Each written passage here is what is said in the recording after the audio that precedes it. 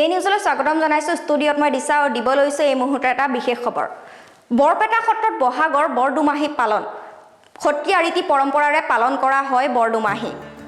বহাগৰ বৰদুমাহী উপলক্ষে বৰপেটা সত্ৰত সত্ৰীয়া ৰীতি পৰম্পৰাৰে দেওবাৰে গণনা কৰা হয় বৰসফল। জনাই গৈছে এই মুহূৰ্তৰ সবিশেষ খবৰ। বৰপেটা সত্ৰত বহাগৰ বৰদুমাহী পালন। সত্ৰীয়া ৰীতি পৰম্পৰাৰে পালন কৰা হয় দুমাহী। বহাগৰ বৰদুমাহী উপলক্ষে সত্ৰীয়া পৰম্পৰা অনুসৰি দেওবাৰে বৰপেটা সত্ৰত গণনা কৰা হয় বৰসফল। বৰপেটা সত্ৰৰ দৈৱজ্ঞ ত্ৰিদীপ দেৱশৰ্মা দলৈয়ে প্ৰথমতে সত্ৰৰ কীৰ্তন ঘৰৰ ভিতৰত গুৰু আসনৰ পাছফালে সত্ৰীয়া প্ৰমুখ্য ভকতৰ সন্মুখত বছৰটোৰ শুভাশুভ বিচাৰ কৰে।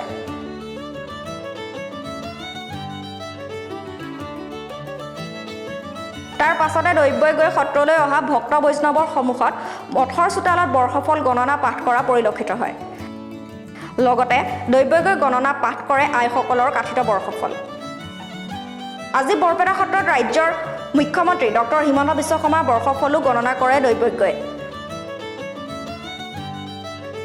2021 চনৰ 10 মে'ত 12:05 ডক্টৰ হিমন্ত বিশ্ব শৰ্মাই মুখ্যমন্ত্ৰী হিচাপে শপত গ্ৰহণ কৰা ক্ষণ অনুসৰি 2026 চনৰ 17 নৱেম্বৰলৈ অতি শুভদশা চলি থাকিব বুলিও প্ৰকাশ কৰে দৈৱজ্ঞই।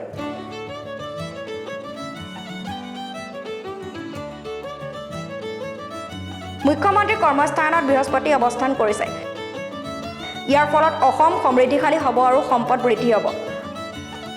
বন্ধুৰ পৰা ক্ষতিৰ সম্ভাৱনা। সপ্তম স্থানত শনি মংগলে অৱস্থান কৰাত বন্ধুৰ পৰা ক্ষতিৰ সম্ভাৱনা মুখ্যমন্ত্ৰীৰ দশা অতি শুভকাৰক। চুবুৰীয়া ৰাজ্যসমূহৰে থকা সীমা বিবাদ সমাধান হ'ব। অসমৰ বিদ্যাৰ্থীসকলৰ বাবেও এই বৰ্ষটো শুভকাৰক। দৈত্যগুৰু শুক্ৰাচাৰ্যই অসমক বিপদৰ পৰা ৰক্ষা কৰিব। ইপিনে বৰ্ষফল গণনাত নৰেন্দ্ৰ মোদী তৃতীয়বাৰৰ বাবে প্ৰধানমন্ত্ৰী হোৱাৰো যোগ। প্ৰধানমন্ত্ৰী মোদীৰ জন্মফল আৰু শপত গ্ৰহণৰ ফল অনুসৰি পুনৰবাৰ মোদীৰ জয় হ'ব, দৈৱজ্ঞই মন্তব্য কৰে। লগতে বৰপেটা সত্ৰত দেশৰ প্ৰধানমন্ত্ৰী নৰেন্দ্ৰ মোদীৰ বৰ্ষফল গণনা কৰি দৈৱজ্ঞই কয়, 1950 চনৰ 17 ছেপ্টেম্বৰত গুজৰাটত জন্মগ্ৰহণ কৰা নৰেন্দ্ৰ মোদীৰ 2027 চনৰ 6 ডিচেম্বৰলৈ মংগলৰ দশা চলি থাকিব বাবে শুভ ফল লাভ কৰিব। বৰ্ষফল গণনা অনুসৰি বিদেশী ৰাষ্ট্ৰৰ সৈতে ভাৰতবৰ্ষৰ বিবাদ হ'ব পাৰে। ইপিনে সদৌ অসম ছাত্ৰ সন্থাৰ ভূমিকা বছৰটোৰ বাবে আশানুৰূপ নহয় বুলিও গণনা কৰে দৈৱজ্ঞই।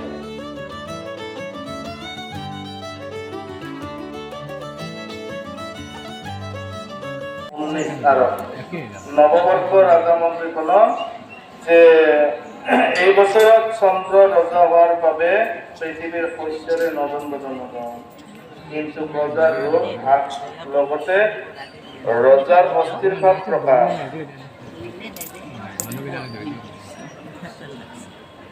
মন্ত্ৰীফলক যে এই বছৰত বৃহস্পতি মন্ত্ৰী হোৱাৰ বাবে প্ৰজাৰ সুস্থিৰ ভাৱপূৰ্ণ প্ৰকাশ। পৃথিৱীত সুবৃষ্টি বৰষি, নানান শস্য উৎপাদন বৃদ্ধি, নানান বিধ ফল মূল ফুলেৰে ভৰি পৰিব। জলাধিপসকলক যে এই বছৰত ৰবি জলাধিপতি হোৱাৰ বাবে ঠায়ে ঠায়ে খৰাং হোৱাৰ লগতে ঠাই বিশেষে প্ৰবল বানপানীৰ সোঁত, বিভিন্ন জলচল সম্পদ ক্ষয়, বিভিন্ন অচিন ৰোগ বৃদ্ধি। শস্যাধিপসকলক যে ডক্টৰ হিমন্ত বিশ্ব শৰ্মা শপত গ্ৰহণৰ পৰাই বিচাৰ কৰা হয় ইয়াতে। গতিকে শপত গ্ৰহণ বিচাৰ হিচাপত 2021 চন 14 মে' সোমবাৰ দিনৰ 12:05 তেওঁ শপত গ্ৰহণ কৰে।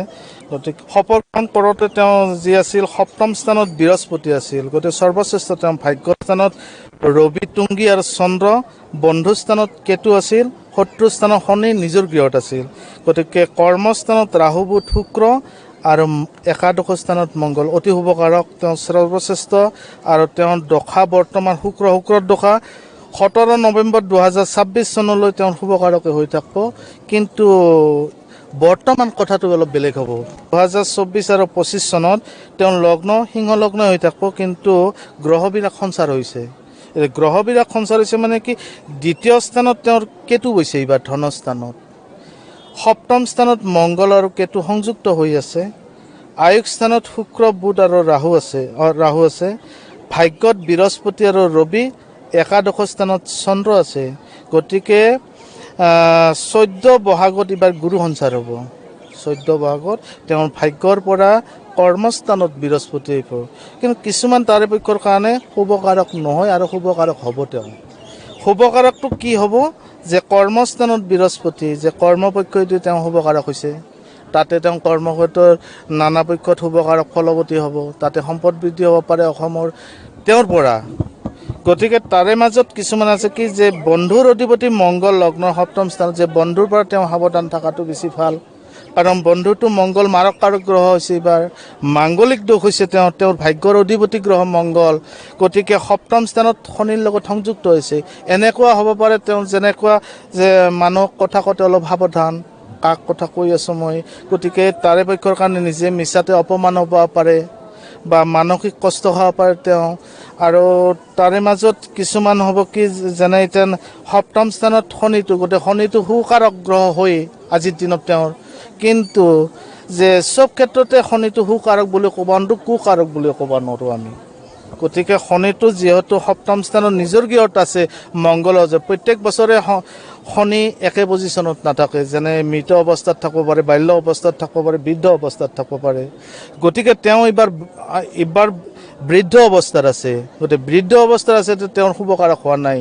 গতিকে সেইকাৰণে কৈছোঁ যে ৰাজনীতিক ক্ষেত্ৰতে তেওঁ কিছুমান ক্ষেত্ৰতে সাৱধান হোৱাটো মোৰ মতে মংগলজনক, আৰু তেওঁ মংগল আৰু শনিৰ প্ৰতিকাৰ কৰাটো হৈছে বেছি আৱশ্যক। অতি শুভকাৰক যোনটো শুক্ৰ দশা, কিন্তু সপ্তম স্থানত মংগল শনিৰ কাৰণে নিজৰ বন্ধু বা নিজৰ বন্ধুৰ পৰা তেওঁৰ ভাগ্য নষ্ট হ'ব পাৰে, শত্ৰু বৃদ্ধি হ'ব পাৰে, ক্ষয় হ'ব পাৰে, সেইখিনি কেৱল সাৱধান হ'লে হ'ল। তেওঁ কিছুমান পক্ষত শুক্ৰ, যোনটো যোৱা বছৰে কৈ আছে যে দৈত্যগুৰু শুক্ৰাচাৰ্যই তেওঁৰ দশাৰ অধিপতি হৈছে, গতিকে 7 নৱেম্বৰ 2026 চনলৈ তাতে ভাতৃকাৰক গ্ৰহ হৈছে। ইথান যিবিলাক যোৱা বছৰ কোৱা হৈছিল যে আমাৰ অৰুণাচল বা ইথান মেঘালয় এইবিলাকৰ সীমা বিচ্ছেদ হ'ব, কিন্তু এইবাৰ নহয়, এইবাৰ হ'ব সমাধান হ'ব। তেওঁলোকৰ 10 মে বৃহস্পতিবাৰ 2019 চন ৰাতি 7টা বজাত তেওঁ শপত গ্ৰহণ কৰিছিল নৰেন্দ্ৰ মোদীয়ে। নক্ষত্ৰ হৈছিল ৰেৱতী নক্ষত্ৰ। বৰ্তমান দশা চলি আছে কেতু চন্দ্ৰৰ দশা 15 আগষ্ট 2024 চন, গতিকে তাতে তেওঁৰ ভাগ্য বৃদ্ধি হ'ব দিছে, কাৰণ তেওঁৰ এইটো ভাগ্যকাৰক দশা, সন্মান লাভ হৈছে ইত্যাদি।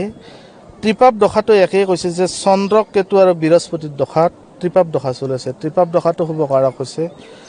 14 বহাগৰ পৰা তেওঁৰ সপ্তম স্থানত গুৰু থাকিব, দশা চলি আছে। তেওঁ যোনটো স্থানত জন্মগ্ৰহণ হৈছিল, যে বৃশ্চিক লগ্ন, তেওঁৰ জন্ম লগ্ন, কিন্তু আজিৰ লগ্নই নহয়, আজি হৈছে শপত গ্ৰহণত লগ্নটো তেওঁৰ বৃশ্চিক লগ্ন হৈছে, জন্মতেও তেওঁৰ বৃশ্চিক লগ্ন হৈছে, যে মংগলৰ ক্ষেত্ৰত জন্মগ্ৰহণ হৈছে, আৰু সেই মংগল তেওঁ নিজৰ 6ষ্ঠ স্থানত নিজৰ গৃহত আছিল। কেতু চন্দ্ৰৰ দশা, গতিকে চন্দ্ৰৰ দশা যিহেতু তেওঁৰ ভাগ্য দশা, মংগল হৈছে নিজৰ অধিপতি গ্ৰহ তেওঁৰ, গতিকে নিজৰ জন্ম ক্ষেত্ৰত দশা, গতিকে সেই দশাৰ পক্ষৰ কাৰণে ভাৰতত তৃতীয়বাৰলৈ তেওঁ কেন্দ্ৰীয় চৰকাৰ গঠন কৰিব, সেইটো নিশ্চিত। যিহেতু ৰাজাৰ শুভকাৰক হয়, তেতিয়াহ'লে প্ৰজাৰ শুভকাৰক হ'বই। ইয়াতে ৰজাৰ যদি আনন্দ থাকে, তেতিয়াহ'লে জানিব যে পৃথিৱীত ভাৰতত আমাৰ বহুত কিবা কিবি ফলৱতী হৈ আছে, গতিকে ৰাজা সুখী, প্ৰজা সুখী হ'ব।